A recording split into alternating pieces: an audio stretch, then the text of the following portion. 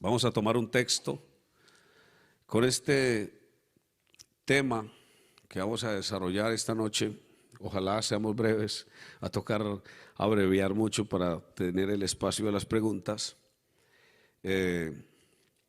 Nos vamos a adelantar con este tema a muchos otros temas proféticos, porque vamos a hablar un poco, digo yo, acerca de lo que es el juicio final, el juicio ante el gran trono blanco. Apocalipsis capítulo 20, verso 11 al verso 15. ¿Alguien puede decir amén? Alabanzas a Dios.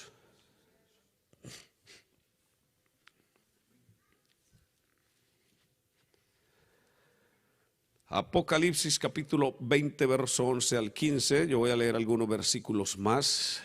Por ejemplo, voy a leer Romanos capítulo 2, verso 15 y 16. Luego leo Hechos 17, 31, Hebreos 9, 27. Pero ustedes me van a acompañar a leer Apocalipsis capítulo 20, verso 11 al 15. Y vi un gran trono blanco y al que estaba sentado en él, de delante del cual huyeron la tierra y el cielo, y ningún lugar se encontró para ellos. Y vi a los muertos, grandes y pequeños, de pie ante Dios, y los libros fueron abiertos. Y otro libro fue abierto, el cual es el libro de la vida, y fueron juzgados los muertos por las cosas que estaban escritas en los libros, según sus obras. Y el mar entregó los muertos que había en él, y la muerte y el Hades entregaron los muertos que había en ellos, y fueron juzgados cada uno según sus obras. Y la muerte y el Hades fueron lanzados al lago de fuego. Esta es la muerte segunda. Y el que no se halló inscrito en el libro de la vida fue lanzado al lago de fuego.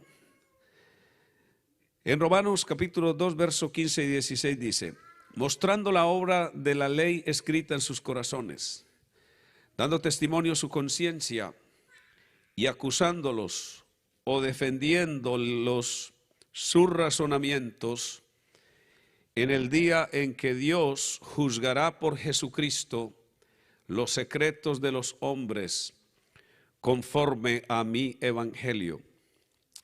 Hechos 17, 31. Por cuanto ha establecido un día en el cual juzgará al mundo con justicia por aquel varón a quien designó, dando fe a todos con haberle levantado de los muertos. Y Hebreos 9, 27 dice: y de la manera que está establecido para los hombres que mueran una sola vez, y después de esto el juicio. Alabanzas al Señor.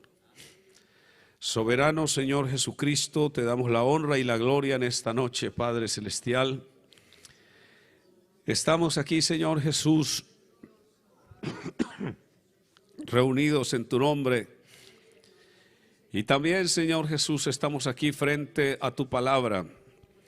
Quiero pedirte, Señor, en este momento que me regales la palabra, la inspiración, Señor Jesús, la revelación que se requiere a través de ella, Señor, a través de tu Espíritu, para compartirla, Señor, en esta hora. Yo te ruego, Señor, por cada uno de los que estamos aquí. Habla, Señor, a nuestras vidas. Sí, Padre Celestial, sí, Apocalipsis es correr el velo para descubrir lo oculto, Señor de la gloria, en esta noche. Te ruego, Señor, que a través de la enseñanza de tu palabra tú corras el velo que pueda existir en la conciencia o en la vida de cada uno de nosotros y podamos entender tu palabra en el nombre de Jesús. Amén. Alguien dele gloria a Dios. Siéntense, hermanos, por favor.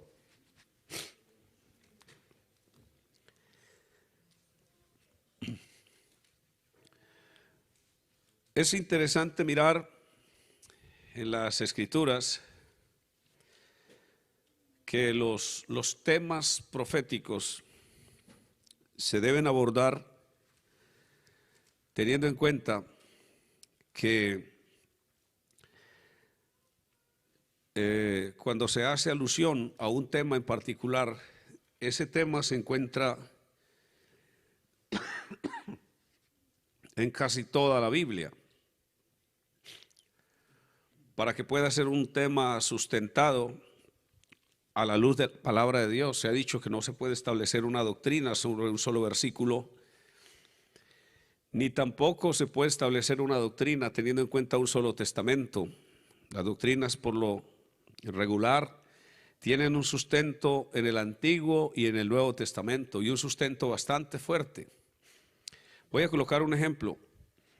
Hay personas que establecen grandes doctrinas sobre los libros poéticos de la Biblia, y eso es un error. ¿Sí? Por ejemplo, voy a colocar un ejemplo aquí. Los que nosotros conocemos como los testigos de Jehová y conocemos como los adventistas del séptimo día, ellos niegan la realidad de varias cosas: el alma como algo inmortal, el infierno como lugar de castigo. Y usted dice, ¿de dónde sacan ellos sustento para esa enseñanza? Y se da cuenta que ellos van a los libros poéticos de la Biblia.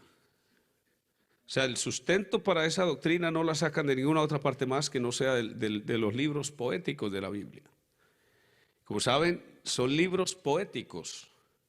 Servirán para reforzar una doctrina, pero no son el sustento ni son la base principal para la doctrina, porque son libros poéticos, como bien se dice, ¿no? Son libros llenos de muchas figuras, de muchas figuras de dicción, de muchas figuras literarias, y si nos basáramos en ello, entonces cometeríamos el mismo error de ellos. Ellos dicen, el infierno no existe, porque hay unos versículos en los libros poéticos que parecen dar a entender como si no hubiera un lugar de castigo así, como si la gente fuera aniquilada o como que si la gente fuera cortada de una vez para siempre. ¿Sí? Y lo mismo pasa con el asunto del alma. Testigos de Jehová y adventistas del séptimo día dicen, el alma no es eterna, el alma es temporal. Algún día Dios va a tomar la decisión de aniquilar a las personas. Entonces ellos niegan que habrá un juicio final. ¿Juicio final para qué? Para determinar qué. Si una vez que un pecador muere en su pecado, pues es cortado para siempre. Eso es lo que dicen, desaparece para siempre. Y los únicos que pueden vivir para siempre son los justos, dicen ellos. A ellos es a quienes se les da vida eterna, pero los demás dejan de existir. Es importante eso. Y cuando hablamos de juicio en las Escrituras, encontramos que la Biblia habla de muchos juicios, varios ejemplos de juicio en la Biblia. Uno, el juicio que Dios le hizo a Adán cuando lo expulsó del huerto del Edén, ¿verdad? El juicio del diluvio fue un juicio. El juicio que Dios trajo sobre Sodoma y Gomorra fue otro. El juicio que Dios le hizo a los egipcios cuando sacó a Israel, que el imperio egipcio quedó hecho pedazos, quedó en ruinas, fue porque Dios trajo juicio sobre ellos. Y usted ve en el Antiguo Testamento cómo Dios trajo juicio a una nación, a un pueblo y a otro. Aún a su mismo pueblo Israel, Dios le trajo juicio cuando lo llevó a las 10 tribus que fueron llevadas por los asirios, el llamado reino norteño de Israel. El juicio que Dios trajo sobre el reino del sur, las 2 tribus que quedaron, el reino del sur. Todo esto ha sido catalogado en las Escrituras, escuche, como juicio. El año 70 de la era cristiana, cuando los romanos invadieron Jerusalén, ese fue otro juicio a Jerusalén que se le hizo, ¿sí? Pero de entre todos los juicios que hay en las Escrituras se toman al menos unos 7 juicios principales. Y dentro de esos 7 juicios principales está el juicio ante el gran trono blanco. Quisiera mencionar, así de paso, los otros juicios, ¿sí? Los juicios principales.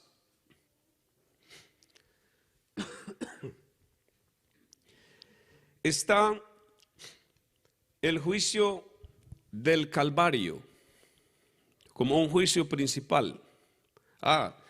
Y 3 juicios, de los 7 juicios principales que existen, 3 tienen que ver con la iglesia. 1 tiene que ver con las obras de los creyentes. 3 tienen que ver con naciones, y allí también se incluye a Israel. Y uno de ellos tiene que ver con el juicio final en el que Dios juzgará a las gentes de todos los tiempos cuando se dé la segunda resurrección. El juicio del Calvario es un juicio, uno de los juicios principales. Les voy a decir por qué, brevemente. Porque el día que Jesús murió en la cruz se estaba haciendo un juicio por los pecados de la humanidad. El justo pagó por los injustos.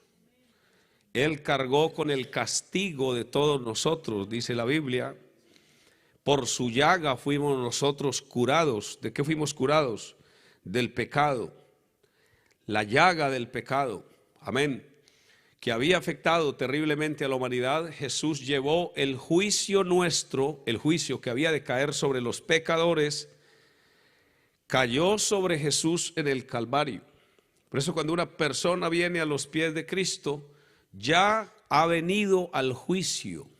Oiga esto, a los creyentes no les está esperando un juicio futuro. Por los pecados no. Por los pecados no. ¿Sí? Algunos dicen, la Biblia dice que está establecido para los hombres que mueran una vez y después de esto el juicio, y algunos le aplican eso también a los creyentes. No es para los creyentes, es para los hombres, y en este caso los hombres que están alejados de Dios. ¿Y por qué no está establecido para los creyentes? Porque los creyentes ya han venido a juicio.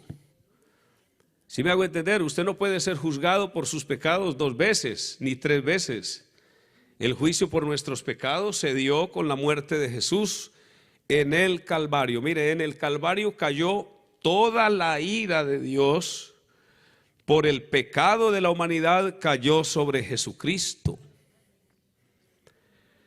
Dios mío, ¿por qué me has desamparado? ¿Verdad? Porque todo el pecado nuestro cayó sobre Él. Y si Él cargó con todos nuestros pecados, usted no tiene que cargar con nada más de ahí en adelante. Amén.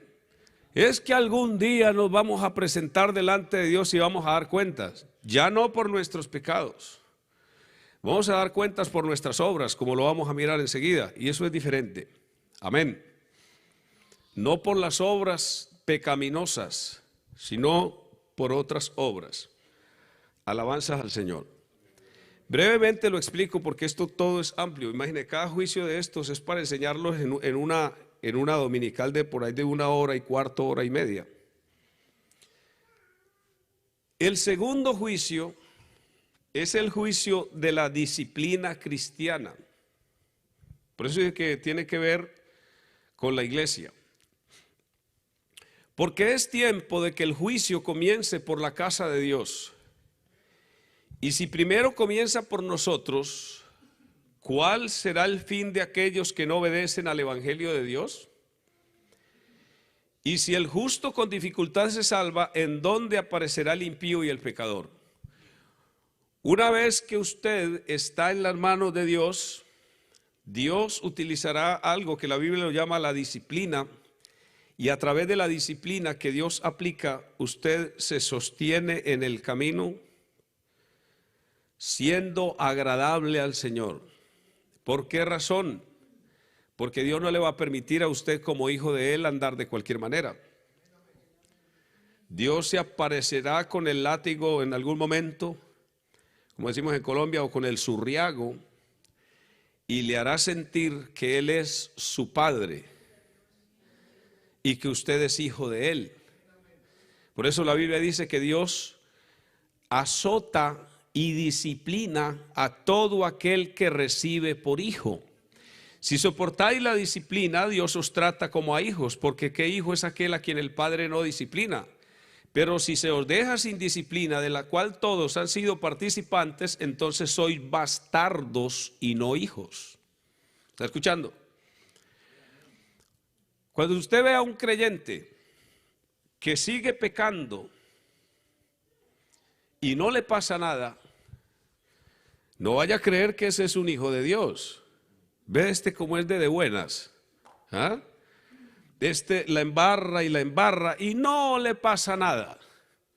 Este es un consentido del Señor, dirá alguien, porque no le pasa nada.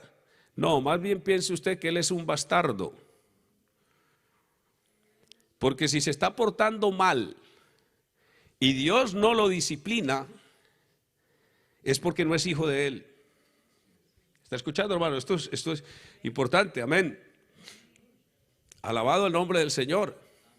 Porque Dios no lo dejará sin disciplina, créame. Si usted necesita un jalón de orejas, Dios le pega el jalón de orejas. Si usted necesita un latigazo, Dios se lo dará. Ahora, Dios sabe cómo aplicar la disciplina y la aplica de la manera que más nos duele, ¿cierto?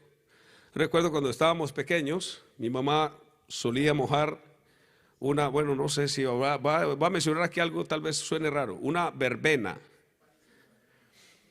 Una verbena era una mata que por cierto era como fina y por eso la utilizaban para castigar.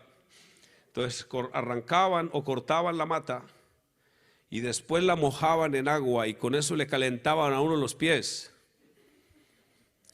O mojaba un rejo también. Y ese rejo mojado, Dios mío, cuando usted veía a la mamá con el rejo en la mano, eso duele. Hoy le daba miedo a uno porque ya viene mi mamá y nos va a poner el látigo en la espalda. Dios utilizará para disciplinarlo a usted o a mí lo que más nos duele. Hermano, yo vivo en pecado hace tanto tiempo y conmigo no pasa nada. Se ve que Dios me quiere mucho. No, es que usted no es hijo de Él. Por eso Dios no lo disciplina. Porque si fuera hijo de Dios, ya hacía mucho rato le hubiera puesto el látigo encima. Lo hubiera puesto en su sitio. Amén. Cuán importante, hermano, es saber que esto se llama en las Escrituras el juicio de la disciplina cristiana. Es tiempo de que el juicio comience por la casa de Dios. Dios comienza a hacer juicio en su casa, a poner las cosas en orden, ¿verdad? Usted se porta mal, como ya por usted se pagó en el Calvario el precio por sus pecados, ahorita viene la corrección. Dios le corregirá y le enseñará a caminar como creyente. Alabado el nombre de Jesús. No sé si usted aquí se llegó a equivocar mucho recién convertido y por cada equivocación a cada rato era, pero ¿qué está pasando? Que Dios le estaba corrigiendo. El tercer juicio que aparece en las Escrituras es el tribunal de Cristo.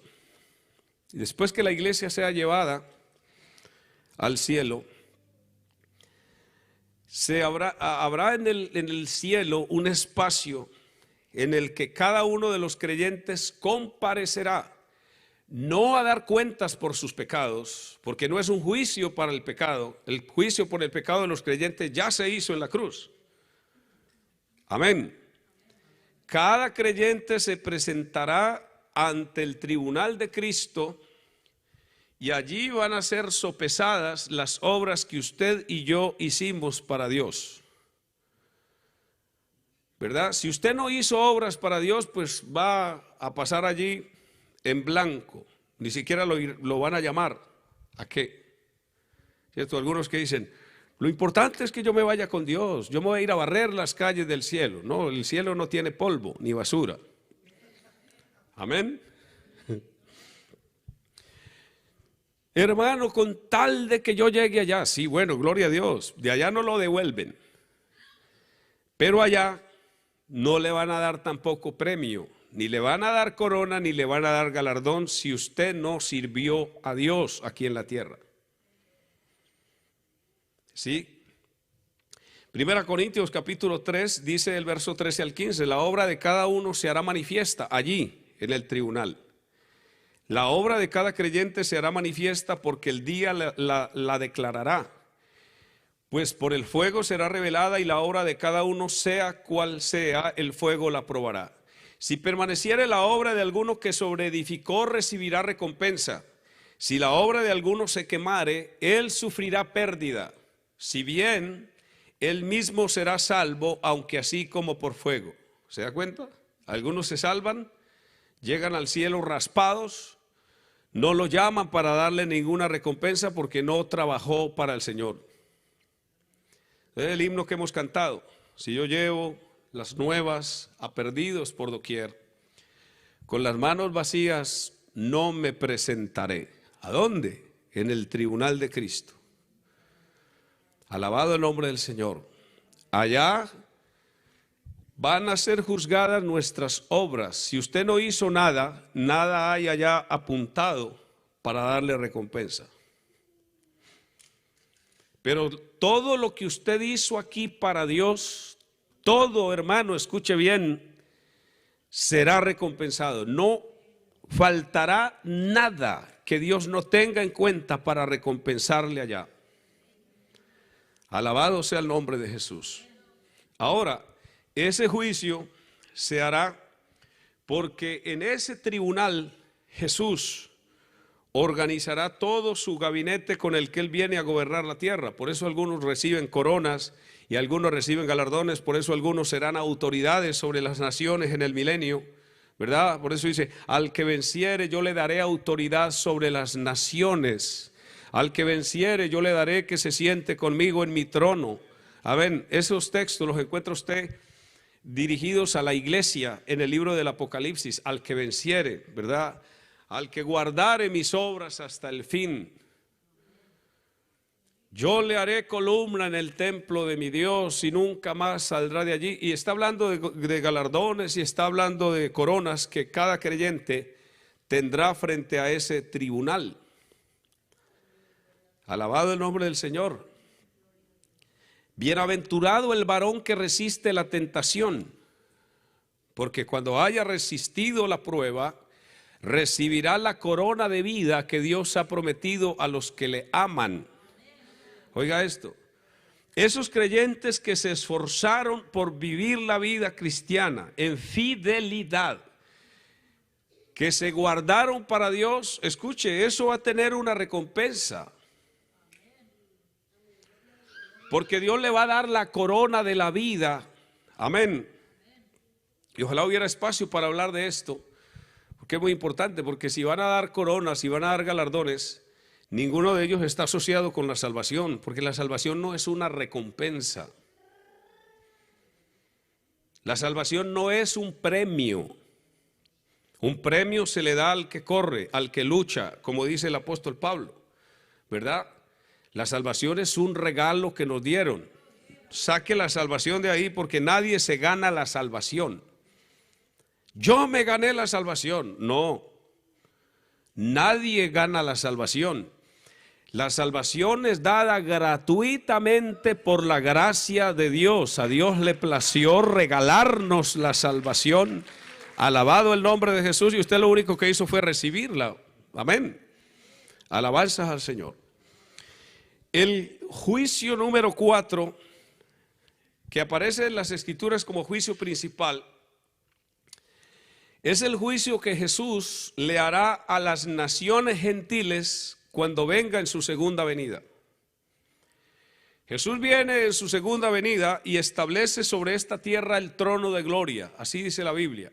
No sé si usted ha leído, pero la Biblia habla al menos de 7 tronos escatológicos también. Esa es otra enseñanza que también, de 5 tronos escatológicos. Es otra enseñanza de escatología que también está en la Biblia. Y por cierto, pues modestia aparte, yo no se la he escuchado a nadie. ¿Sí?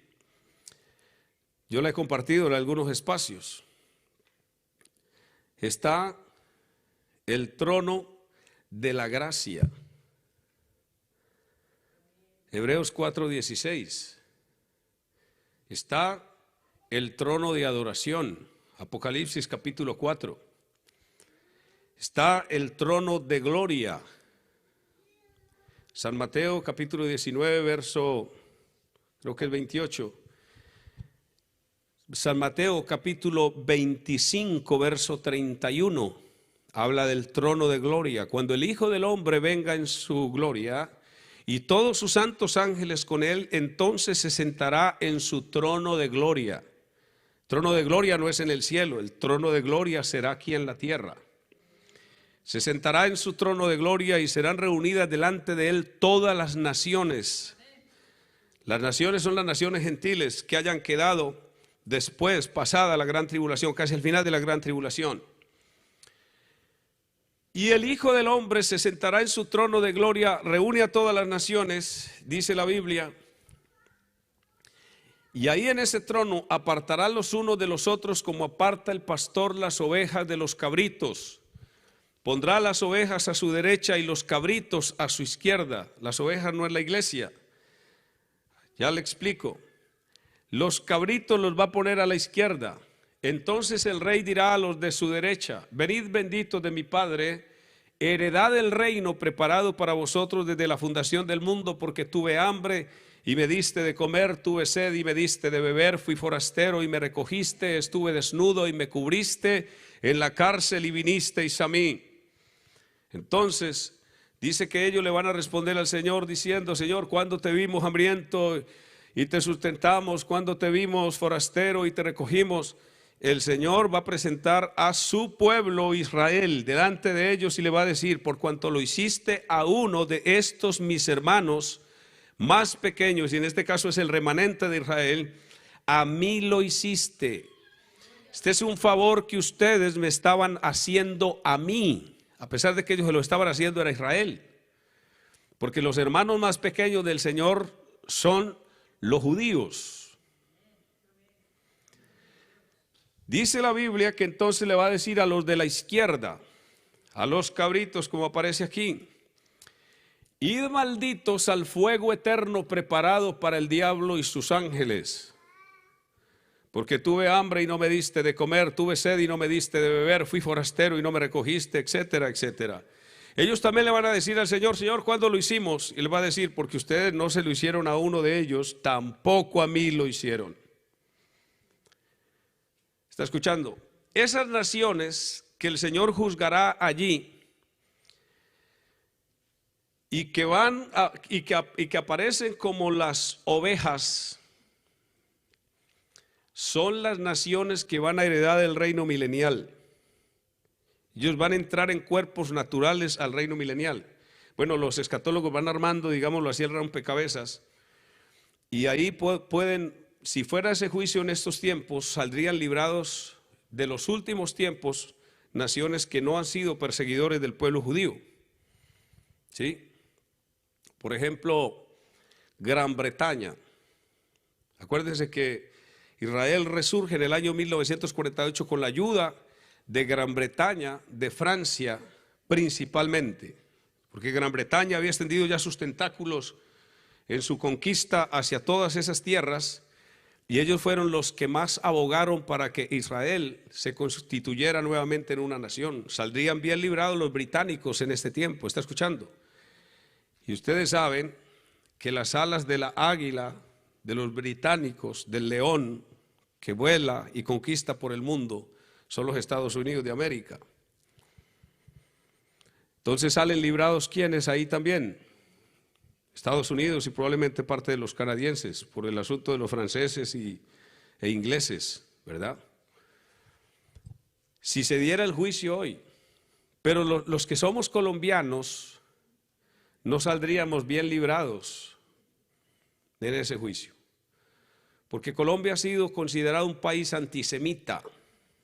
El antisemitismo es un término que nace en la Europa nazi, en el tiempo de la persecución. Todos los que se han levantado contra los judíos han sido considerados antisemitas, y Colombia ha sido considerado un país antisemita. Venezuela también. Y hay una lista de naciones, ¿y sabe por qué? Porque todo lo que ha tenido que ver con Israel, ellos no han hecho nada en favor de ellos.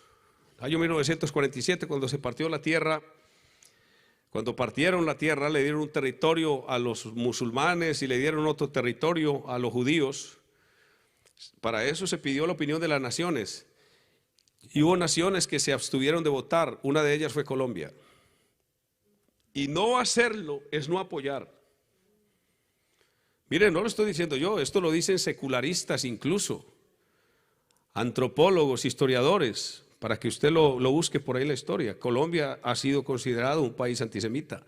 El año 1948, el 14 de mayo, cuando se pidió la opinión de las naciones para constituir a Israel nación, y ahí Colombia no dio el voto. Y casualmente todas las naciones que se abstuvieron de votar en favor de Israel la están pagando políticamente hoy. Sus naciones y sus pueblos están mal.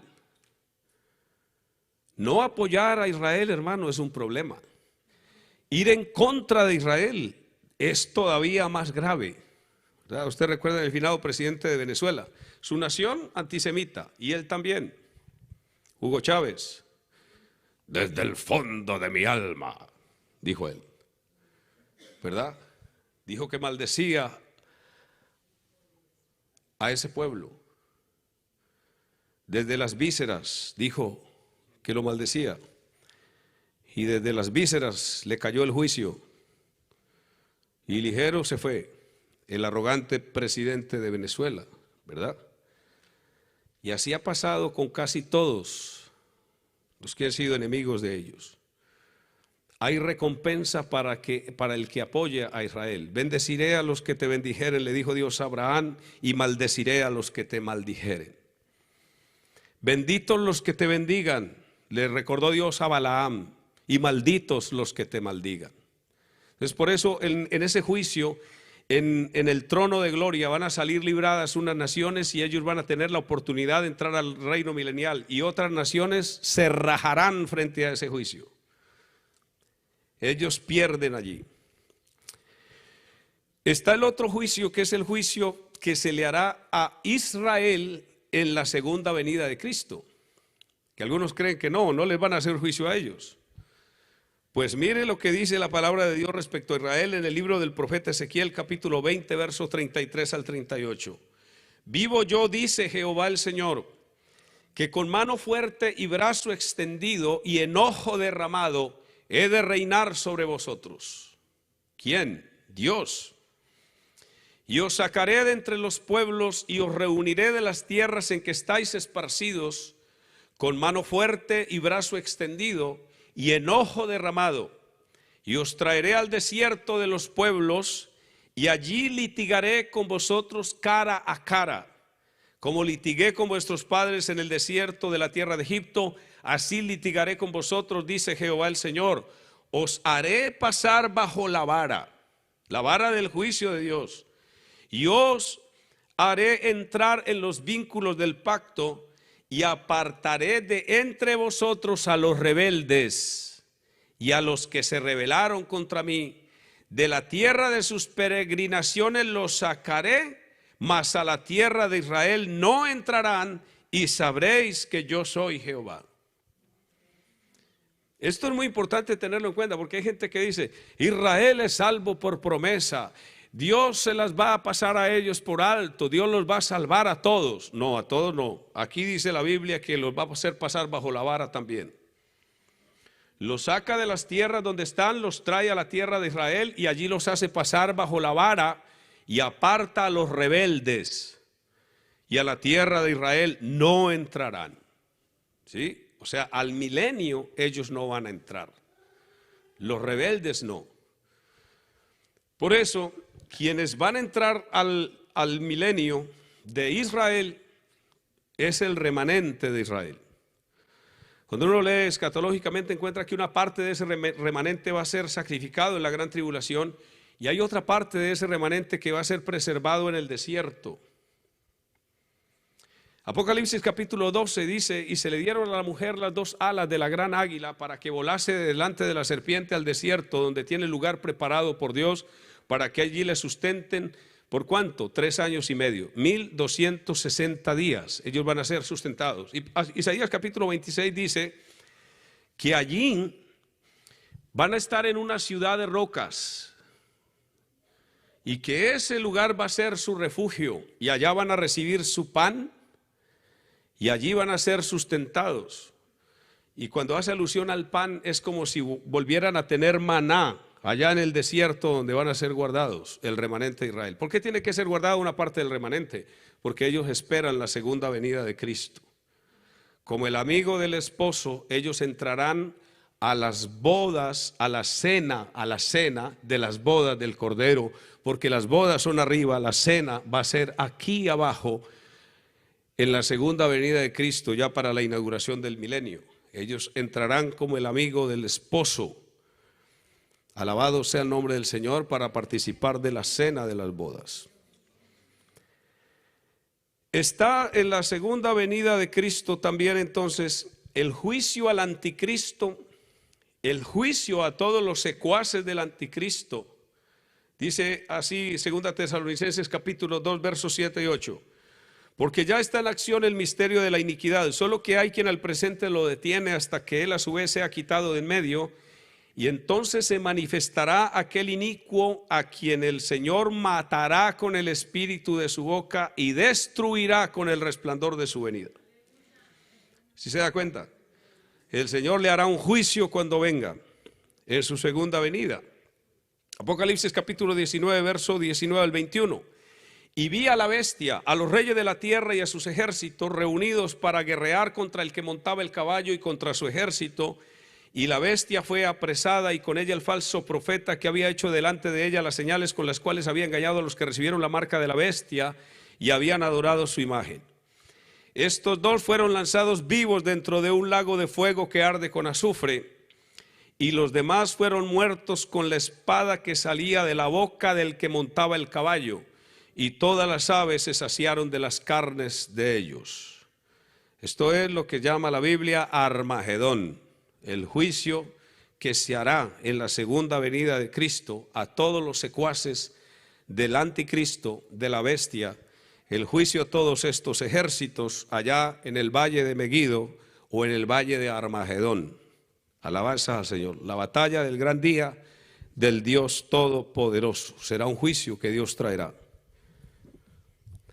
Y luego está entonces el juicio número 7. El juicio ante el gran trono blanco.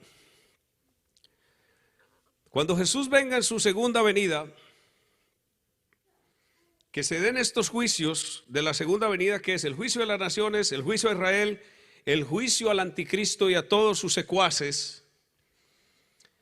Otra de las cosas que el Señor hará allí es que va a enviar, según la Biblia, un ángel grande, poderoso y fuerte, que ate al diablo y obviamente a todos los secuaces del diablo y los encierre en el abismo durante 1000 años. Y ahí se dará el reino milenial. Al final del milenio, Satanás debe ser suelto de esa prisión. Y como durante el milenio, las naciones que entrarán en cuerpos naturales, entrarán porque las naciones que Jesús juzgue en el trono de gloria, los que salgan bien librados, entrarán en cuerpos naturales no gloriosos, no glorificados. Entrarán al milenio, esas naciones se van a multiplicar durante el milenio. Y van a llenar la tierra. La tierra se va a llenar de gente durante el milenio porque habrá una multiplicación muy grande de gente. Incluso va a entender la Biblia que no va a haber muerte durante ese tiempo. Cuando la Biblia dice que el niño durante ese tiempo va a morir de 100 años, es porque suponga usted que el niño nazca en el año 900 del milenio y al final del milenio va a haber una gran mortandad. ¿De cuántos años murió el niño? De 100. ¿Pero por qué? Porque hay una gran mortandad. El diablo será suelto de su prisión y saldrá a engañar a todas las naciones que están en los 4 ángulos de la tierra, a Gog y a Magog, a fin de reunirlos para el día de la batalla, el número de los cuales es como las estrellas del cielo y como las arenas del mar. Y subieron, dice la Biblia, y rodearon el campamento de los santos y la ciudad amada. El campamento de los santos es Israel. La ciudad amada es Jerusalén, que durante el milenio será la capital del mundo, y allá estará el Rey de Reyes y Señor de Señores. Ellos intentarán ir, movidos por Satanás, otra vez a un intento de derrocar el reino, ya en este caso el reino de Jesucristo. Imagínense lo atrevido que es el diablo, ¿sí? Intentarán derrocar obviamente el reino judío que estará ya durante el milenio. Y dice la Biblia que de Dios descendió fuego y los consumió. Y el diablo que los engañaba fue lanzado al lago que arde con fuego y azufre, donde estaban la bestia y el falso profeta. ¿Por qué dice donde estaban? Porque cuando Jesús venga en su segunda venida va a lanzar al lago de fuego a la bestia y al falso profeta. Y serán atormentados día y noche por los siglos de los siglos, dice la Biblia. Alabado sea el nombre de Jesús. Eso va a suceder al final del milenio. Y a raíz del juicio que caerá ya, según Isaías capítulo 24, la tierra será enteramente desmenuzada. La tierra desaparecerá. Dice que los cielos se enrollarán como un pergamino que se enrolla. Y entiendo yo cuando Juan coloca la comparación que el pergamino que se enrolla es porque ya se leyó, ¿verdad? Ya se leyó, ya pasó, ya no va más. Porque después de todo esto entonces viene el juicio final. Por eso Juan dice, vi, dice, un gran trono blanco y al que estaba sentado en él, de delante del cual huyeron la tierra y el cielo, desaparecieron. Y ningún lugar se encontró para ellos. ¿Para quiénes? Para los seres humanos no se encuentra ningún lugar. Vi a los muertos, grandes y pequeños, de pie ante Dios. ¿Quiénes son los grandes y pequeños que van a resucitar para estar de pie ante Dios? Son los perdidos, las almas perdidas de todos los tiempos, grandes y pequeños. Pequeños no son niños, se está refiriendo a los grandes de la tierra, a los poderosos de la tierra y a los que en la tierra han sido considerados pequeños. Todos comparecerán frente al juicio del gran trono blanco. Alabanzas al nombre de Jesús. Esa es la segunda resurrección. Dije que la primera resurrección se compone de varias etapas, según Apocalipsis capítulo 15. Pero la segunda resurrección no es de varias etapas. La segunda resurrección es una única y no habrá más. Imagínense ustedes que ante ese juicio van a comparecer todos los perdidos de todos los tiempos. Todos resucitarán. Según los etnólogos, los geólogos, los geógrafos, según los antropólogos, desde que Adán cayó en pecado hasta nuestros días han vivido sobre la tierra aproximadamente unos 70 billones de habitantes. Billones de habitantes, no millones, billones de habitantes. Eso es una cifra descomunal, ¿verdad? Dicen ellos, desde ese tiempo, desde que Adán cayó en pecado hasta nuestros días en la tierra, pueden haber existido todas estas personas. Y dicen los escatólogos que probablemente de esos 70 billones de personas que hayan existido, los perdidos pueden alcanzar entre el 85 y el 90%.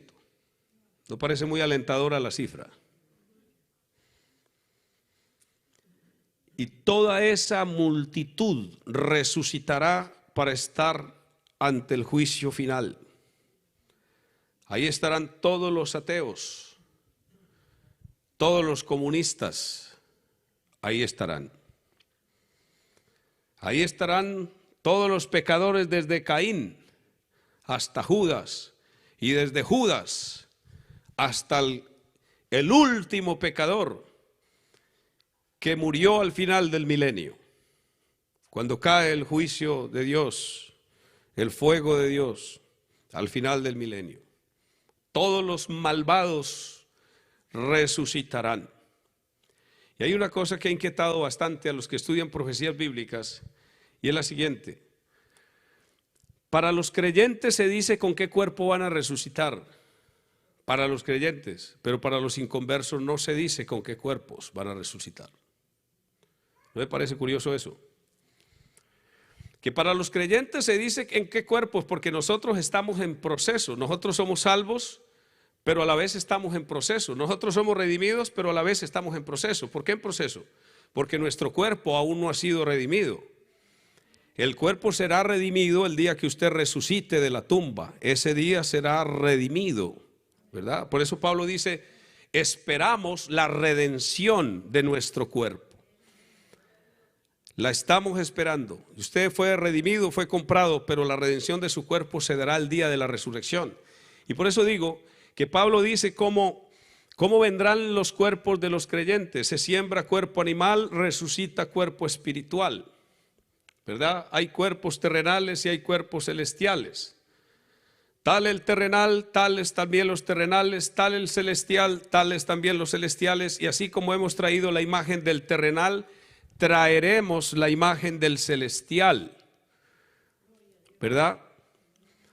Es necesario que esto corruptible se vista de incorrupción y esto mortal se vista de inmortalidad.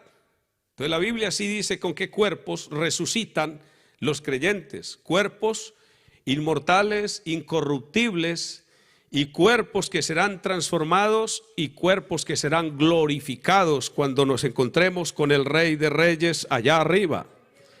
Alabado sea el nombre de Jesús.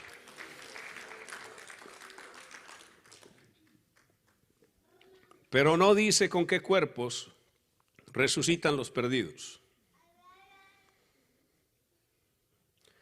Alguien dijo, pero deduzca que debe ser con el mismo cuerpo de los redimidos. No, no pueden resucitar con los mismos cuerpos. Más bien otros han concluido con cuestiones, por ejemplo, como que los perdidos resuciten con los mismos cuerpos que tuvieron, para ser juzgados en sus mismos cuerpos donde cometieron sus pecados. Y es como si resucitaran con la conciencia viva de todo lo que hicieron, para que allá en ese trono se le diga, usted hizo esto, ¿verdad? No hay excusa, porque sí lo hizo. Y serán juzgados todos, según las obras pecaminosas que ellos hayan hecho, dice ahí la Biblia. El mar entregó los muertos que había en él, la muerte y el Hades entregaron los muertos que habían en ellos, y fueron juzgados cada uno según sus obras. Alabanza al Señor. Ahí estarán todos. Yo no le aconsejo que espere ese juicio. Por eso digo que algunos hermanos dicen, hermano, la Biblia dice que hablando de la muerte, dice que primero es la muerte y después es el juicio, y eso se lo aplican a los creyentes. No, la muerte es para el pecador y el juicio es para el pecador. ¿Está escuchando? El juicio es para él. ¿Por qué? Por los pecados que cometió contra Dios. No hay ni un solo pecado por el cual una persona no vaya a dar cuentas. Por eso cuando uno piensa en todo esto, hermano, se da cuenta lo grande, lo maravillosa que fue la obra que Jesucristo realizó en la cruz del Calvario, que a través de esa obra nos lavó, nos limpió, nos perdonó todos los pecados. Alabado sea el nombre del Señor.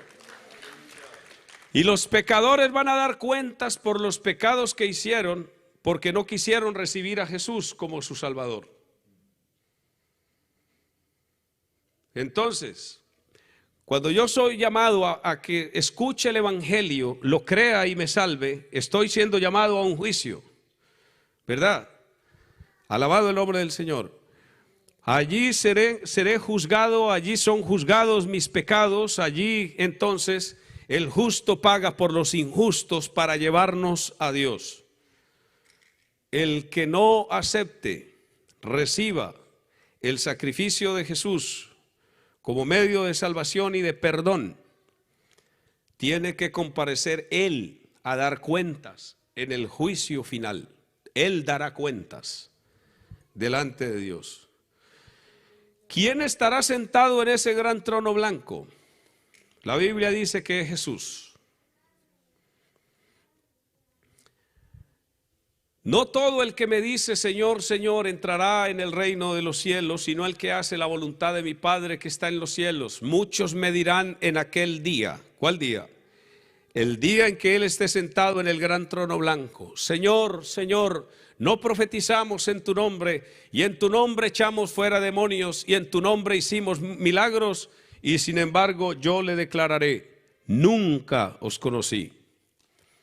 Apartaos de mí, hacedores de maldad. Allí será el lloro y el crujir de dientes, dijo el Señor. Alabado sea el nombre del Señor. Pablo dijo cuando predicó en el Areópago de Atenas, dijo estas palabras: en el día en que Dios juzgará por Jesucristo. Dijo en la carta a los Romanos, capítulo 2, en el día en que Dios juzgará por Jesucristo los secretos de los hombres conforme a mi evangelio. Allá se van a descubrir grandes secretos, gente que usted creyó que era salva y no era salva, porque si fue al juicio del gran trono blanco es porque no se salvó.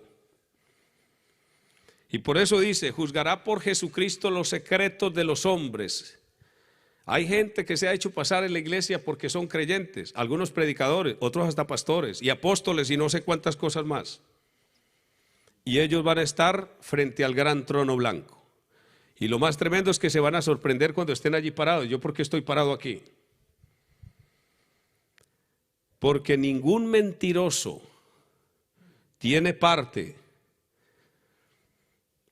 en el reino de Dios. Ningún mentiroso, ¿verdad?, tiene parte en la nueva Jerusalén. Alabado el nombre de Jesús. Dios juzgará por Jesucristo los secretos de los hombres. ¿Y cuántos secretos tienen guardados los hombres? Mire cuánta gente ha predicado el evangelio en pecado por años. ¿Sí? Y son secreticos que nosotros no conocemos, pero que los conoce el Señor, ¿verdad? ¿Y dónde van a aparecer ellos? Hermano, en el día del arrebatamiento el Señor también se los va a llevar a ellos. No, Dios juzgará por Jesucristo los secretos de los hombres conforme a mi evangelio. Estará el evangelio para aquellos que lo conocieron, que no lo quisieron obedecer o que se hicieron pasar por evangélicos o por creyentes para decirle: usted no anduvo conforme al evangelio, usted no vivió conforme al evangelio. Alabado el nombre de Jesús. Y el apóstol Pablo dijo en el Areópago de Atenas, dijo que Dios iba a juzgar al mundo entero y lo iba a juzgar con justicia en el día en que Dios juzgará por Jesucristo. En el día, dice en el Areópago de Atenas, el versículo se me olvidó, aquí lo tengo, dice: por cuanto ha establecido un día en el cual juzgará al mundo con justicia por aquel varón a quien designó. ¿Cuál es el varón que Dios designó para juzgar al mundo con justicia? Jesucristo, dando fe a todos con haberle levantado de los muertos. Ese juicio determinará quiénes van a ir al lago de fuego, pero no va a determinar quiénes van a ir a la Nueva Jerusalén, porque los que irán a la Nueva Jerusalén ya están determinados para allá. Una vez, escuche hermano, que usted cree en el evangelio, se arrepiente, se hace bautizar en el nombre de Jesucristo para el perdón de sus pecados, usted es un candidato para el cielo y para la Nueva Jerusalén. Ese juicio es para determinar quiénes se perdieron. Resucitan los muertos de todos los tiempos, son juzgados y son lanzados. Por eso dice la Biblia: el que no se halló inscrito en el libro de la vida fue lanzado al lago de fuego. Lo que pasa es que he escuchado a gente que dice: hermano, es que allí en esa resurrección también el Señor va a escoger a otros que va a salvar. No es un juicio, escuche hermano, en un juicio, ese juicio no se hace para determinar quién se salvó o quién se perdió. Ese juicio se hace para determinar quiénes fueron los que se perdieron definitivamente. ¿Quiénes se perdieron? Alabado el nombre de Jesús. Alabado el nombre de Jesús. Qué bueno, hermanos, es saber que nosotros somos salvos. ¿Cuántos aquí somos salvos? ¿Y por qué somos salvos hoy? Somos salvos por la gracia de Dios. ¿Y por qué obra somos salvos? ¿Por la suya o por la obra de Dios? Por la obra que Dios hizo en la cruz del Calvario. Por esa obra es que nosotros somos salvos. Alabado el nombre del Señor. Así que usted en el juicio final no va a aparecer. Y si aparece, como dijo alguien, será por allá detrás del trono, ¿verdad? Pero usted no aparecerá. Ese día, alabado el nombre del Señor, van a haber sorpresas allí. Usted se imagina ahí a Judas parado frente a ese gran trono blanco y saber que el que está sentado allá es el mismo con el que él comió, con el que él caminó, que le habló. ¿Cómo será de difícil ese momento, verdad? Judas levantarse de donde se tiene que levantar, tal vez tembloroso y a punto de irse al suelo, sabiendo que está caminando hacia el trono del que él frente al trono del que debiera ser su Señor, del que debiera ser su Salvador, pero él no lo quiso hacer su Señor, no lo quiso hacer su Salvador. Alabado sea el nombre de Jesús. Ahí frente a ese gran trono blanco estarán todos los malvados del mundo, pero también muchos de los que fueron aparentemente buenos, ahí estarán. Hay poder en el nombre de Jesús. Espero que ninguno de los que esté aquí aparezca frente a ese gran trono blanco, porque será tan real. Alabanzas a Dios como me ve usted esta noche aquí predicar la palabra del Señor. Bendito el nombre de Jesús. Cuando hablamos de esto, hermano, esto nos enseña a valorar más nuestra fe, nuestra creencia, nuestra vida cristiana. Alabado el nombre del Señor, hermano. Vale la pena seguir al Señor Jesús. Vale la pena, hermano, que usted viva en santidad para Él. Vale la pena que usted, si tiene alguna cosa secreta, la saque en el día de hoy. Alabado sea el nombre de Jesús, y no viva más con secretos aquí. Más bien, no viva con secretos, viva en el secreto, pero en el secreto de Dios, en la presencia de Él. Alabado sea el nombre de Jesús. Usted puede engañar a los hombres, pero a Dios no, jamás lo va a engañar. Hay poder en el nombre de Jesús. No os engañéis, Dios no puede ser burlado. Todo lo que el hombre sembrare, eso es lo que va a terminar cosechando. Bendito sea el nombre de Jesús. Sigamos sembrando, hermano, para el Espíritu, porque del Espíritu vamos a cosechar vida y vida eterna y vida abundante. Alabado sea el nombre de Jesús. Soberano y eterno Dios, te doy gracias en esta hora. Muchas gracias, Señor Jesús, por tu presencia. Muchas gracias, Señor Jesús, por tu palabra. Muchas gracias, Señor Jesús, porque nos permites estar aquí, Señor de la gloria. Aleluya, reunidos, Señor, en tu santo nombre. Te ruego, Señor Jesús, que bendigas a toda la amada iglesia tuya aquí, Señor. Sí, Señor Jesús, que bendigas a la familia pastoral, que bendigas al pastor James, Señor de gloria, a la hermana Claudia, Señor, su esposa, que bendigas a todas las familias que se reúnen aquí, y que sea la bendición tuya, Señor Jesús, con cada hermano, con cada hermana en este lugar, soberano Dios. Si aún se han de salvar muchas almas, Señor, antes de que tú vengas, Señor, a llevar a tu iglesia, aquí está el espacio, Señor, aquí está el lugar donde las almas han de llegar, Señor, a escuchar este mensaje de salvación, Dios mío, y han de creer en la obra que tú realizaste por nosotros en la cruz. Por esa obra hoy somos salvos, por esa obra, Señor, por esa sangre, hoy somos limpios, Señor, por esa sangre. Hoy somos llamados hijos tuyos, Señor de la gloria, y hoy estamos en pie, Señor de gloria, y no estamos esperando un juicio final, sino que estamos esperando que suene la trompeta, Señor de gloria, para que tu pueblo se levante, Señor, no importa el lugar donde esté, y todos podamos subir al encuentro contigo, Señor Jesús, y a morar con contigo por la eternidad. En el nombre de Jesús.